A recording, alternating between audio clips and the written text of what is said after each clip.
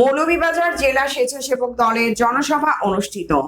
মোহাম্মদ আবদাল মিয়া এর পাঠানো তথ্য ও ভিডিও চিত্রে দেখুন বিস্তারিত।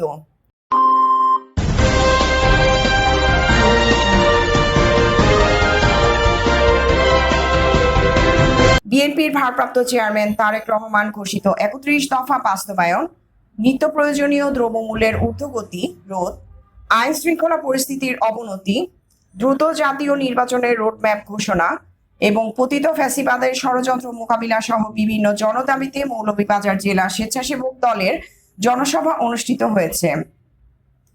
শনিবার ২২ ফেব্রুয়ারি বিকেলে মৌলভীবাজার পৌরসভার সম্মুখে জেলা স্বেচ্ছাসেবক দলের আহ্বায়ক GMA মুক্তাদির রাজুর সভাপতিত্বে প্রধান অতিথি ছিলেন বিএনপি কেন্দ্রীয় কমিটির সহ সাংগঠনিক সম্পাদক মিফতা সিদ্দিকী।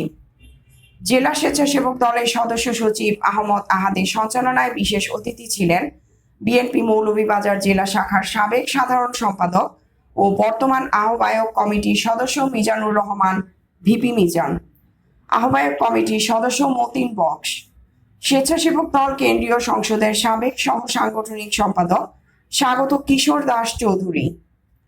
এ সময় জেলা ছাত্র দলের সভাপতি রুবেল আহমদ, স্বেচ্ছাসেবক দলের সিনিয়র সদস্য মোহাম্মদ আবু বক্কর তালুকদার, মামুনুর রশিদ মামুন, মোহাম্মদ আব্দুল শহীদ, যুগ্ম আহ্বায়ক মোহাম্মদ আব্দুল হান্নান, যুগ্ম আহ্বায়ক মোহাম্মদ আব্দুল মমিন, যুগ্ম আহ্বায়ক মোহাম্মদ আমিনুল ইসলাম শাহেদ, স্বেচ্ছাসেবক দলের সদস্য মোহাম্মদ জাকির হোসেন শাফিন, শেখ আবেদ আলী, থানা বিএনপির সদস্য মোহাম্মদ টিটু মিয়া, শেখ মহসিন, মোহাম্মদ আরশ আলী, মোহাম্মদ মুকাব্বির, মোহাম্মদ শাহেদ জুবায়ের আহমেদ, মোহাম্মদ জাহাঙ্গীর, মোহাম্মদ জুয়েল আহমেদ সহ বিএনপি অঙ্গ সংগঠনের নেতৃবৃন্দ উপস্থিত ছিলেন।